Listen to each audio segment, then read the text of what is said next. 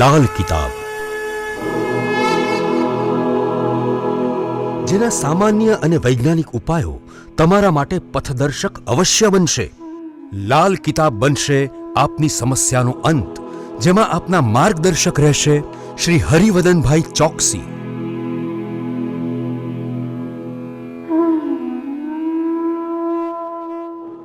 નમસ્કાર મિત્રો, હું હરિવર્ધન ચોકસી આપ સૌનું સ્વાગત કરું. મિત્રો, આજના વિડીયોમાં આપનું ખૂબ ખૂબ સ્વાગત. મિત્રો, રોજની જેમ આજે પણ જોઈએ આપણે આજનું દૈનિક રાશિ પર. તે પહેલાં જોઈએ આજનું પંચાંગ.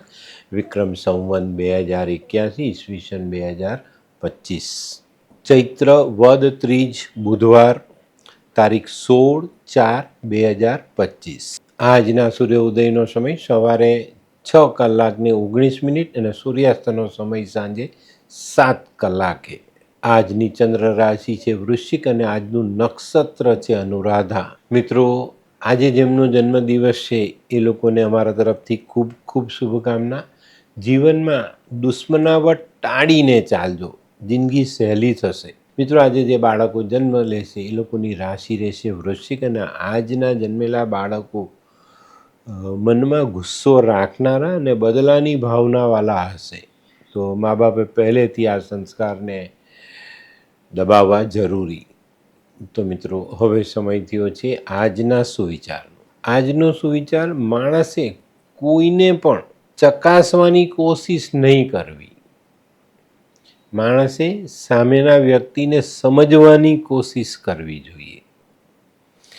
આપણા જીવનમાં આપણી સાથે જે જોડાય ને તે બધા આપણને ચકાસે છે, આપણને કોઈ સમજતું નથી. તેવી જ રીતે આપણે પણ બધાને ચકાસીએ છીએ, સમજતા નથી. આ કળા જેને આવડતી હોય ને એ માણસ જીવનમાં ક્યારેય દુઃખી ન થાય. તો મિત્રો, હવે સમય થયો છે આજની વૈદ્યકીય સલાહનો. મિત્રો, આજની વૈદ્યકીય સલાહ: પેશાબમાં બળતરા થતી હોય તો રાત્રે સૂકા ધાણા પાણીમાં પલાળી દો અને સાથે થોડી સાકર નાખી દો. જેને ડાયાબિટીસ હોય તેને સાકર ન નાખવી, બરાબર? તો આ પાણી રાત્રે પલાળી દો ને સવારે મસળીને ગાળીને પી જાઓ. પેશાબની બળતરાઓ મટી જશે. મિત્રો, હવે સમય થયો છે આજના ઉપાયનો. આજનો ઉપાય: આજે કોઈની પાસે માંગવું નહીં, પોતે મેળવવાનો પ્રયત્ન કરવાનો, માંગવાનું નહીં, બરાબર?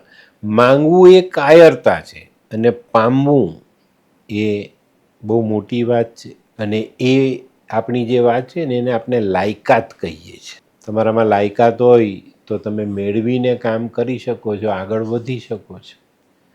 પામર છો, કાયર છો તો તમે માંગીને કામ કરશો. તો મિત્રો, હવે સમય થયો છે આજનું દૈનિક રાશિફળ જાણવા. તો મિત્રો, પહેલી રાશિ મેષ રાશિ. મેષ રાશિવાળાએ આજે આર્થિક પાસાઓ ઉપર ધ્યાન આપવાનું છે. આજે આર્થિક પાસાઓ તમને પરેશાન કરી શકે, તમારી બેચેની વધારી શકે છે. આજે રોકાણ સંબંધી પ્રશ્નો પણ તમને સતાવી શકે છે. તો મિત્રો, આજે ધીરજ રાખીને આગળ વધજો અને પરિશ્રમ કરવાનો સમય હોય તો પરિશ્રમ કરી લેજો, જેથી તમારી આર્થિક બાબતો સરળ કરી શકાય. આજનો શુભ રંગ લાલ. વૃષભ રાશિવાળાએ આજે ધીરજ રાખીને ચાલવાનું છે. અત્યારે જે નાણાં ભીડ આપણે ભોગવી રહ્યા છે ને એમાંથી બહાર નીકળવાનો પ્રયત્ન કરવાનો છે અને એની પર પૂરતું ધ્યાન આપવાનું છે. આજે સત્કાર્યમાં ધ્યાન આપવાનું અને પારિવારિક મતભેદોથી દૂર રહેશો તો સરળતા વધુ મળે. આજનો શુભ રંગ સફેદ. મિથુન રાશિવાળાએ આજે પોતાની બચત વધારવાનો પ્રયત્ન કરવાનો છે.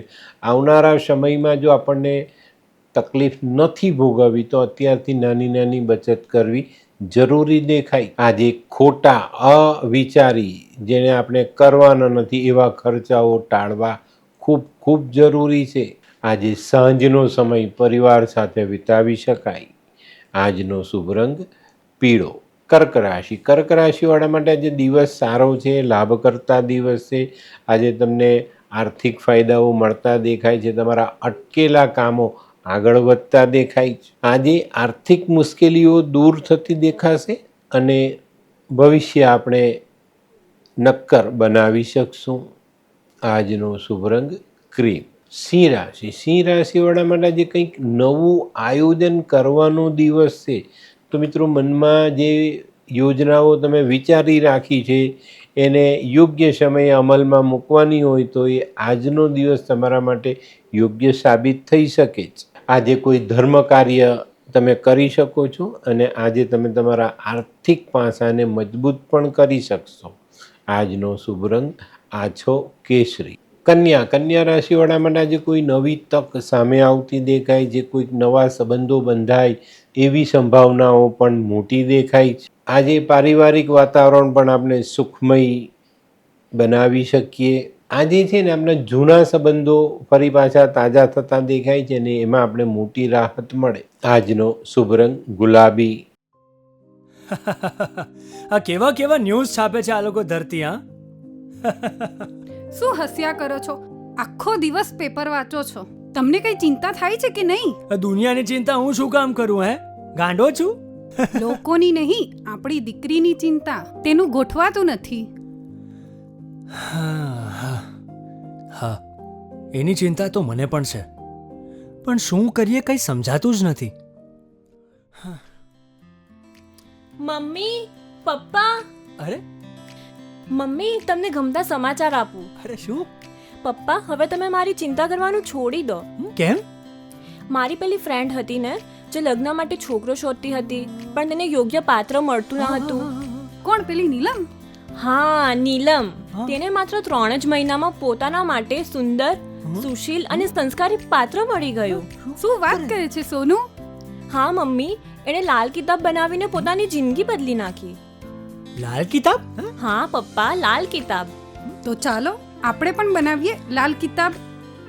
શું તમારા સંતાન માટે યોગ્ય જીવનસાથી શોધી શકાય? હા, જો તમે તમારી કુંડળીનો અભ્યાસ કરી કુંડળીના ગ્રહોને બળવાન બનાવવા લાલ કિતાબના યોગ્ય ઉપાય યોગ્ય રીતે કરો છો, તો તમારા સંતાનો માટે યોગ્ય જીવનસાથી મેળવી જ શકાય છે. તો ચાલો બનાવીએ પોતાના સંતાનોની લાલ કિતાબ. તુલા રાશિવાળા માટે આજે માનસિક થાકની અસર વર્તાતી દેખાય. આજે થોડી ધીરજ રાખજો, સમજી વિચારીને કામોમાં આગળ વધજો. આજે મિત્રો વ્યાપારિક કામો, નોકરી અંગેના કામો અને તમારા આર્થિક કામો પર પૂરતું ધ્યાન આપશો તો વાંધો નહીં આવે.